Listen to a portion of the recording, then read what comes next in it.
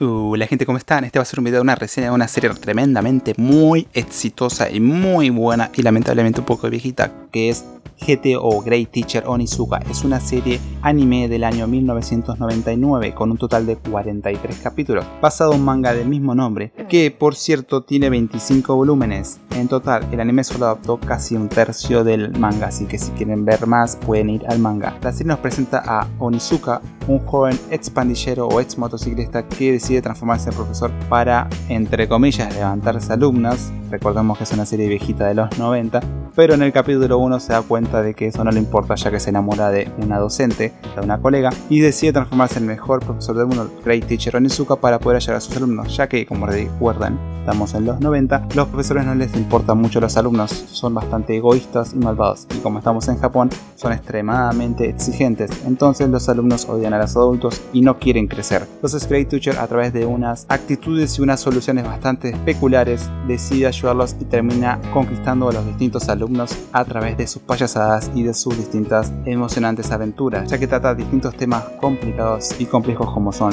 el suicidio, el bullying, el acoso, la violencia, entre otras cosas. Así que podemos ver cómo este profesor, este peculiar profesor, va a ayudar y va a enseñar. Y nada, es una serie extremadamente divertida, muy buena. Si les gustan los animes de comedia escolares, esta tendrían que ver, ya que estaría en el puesto número 1. Pero bueno, el protagonista es un profesor, entonces por eso no es tan popular, así que tiene otra visión distinta, aunque los alumnos también protagonizan distintas historias y generalmente para ayudarlo, ya que el profesor es medio boludo. Así que nada, es una serie recontra recomendable, repito, desde el año de 1999 con 43 capítulos. Y por cierto, el manga es un spin-off, en realidad spin-off barra secuela de otro manga llamado Shounen Shan Goni, del autor Toru Fujisawa. En este manga, que tiene 15 volúmenes, que se publicó entre el 91 y el 96, el protagonista es también Onizuka junto con su amigo Danma Ryushi, que también lo vemos en la serie de GTO, pero en este caso ambos personajes son adolescentes y ellos son los alumnos, los problemáticos, los rebeldes. Y nada, no la vi, no puedo hablar mucho ya que solo tiene un par de ovas que adaptó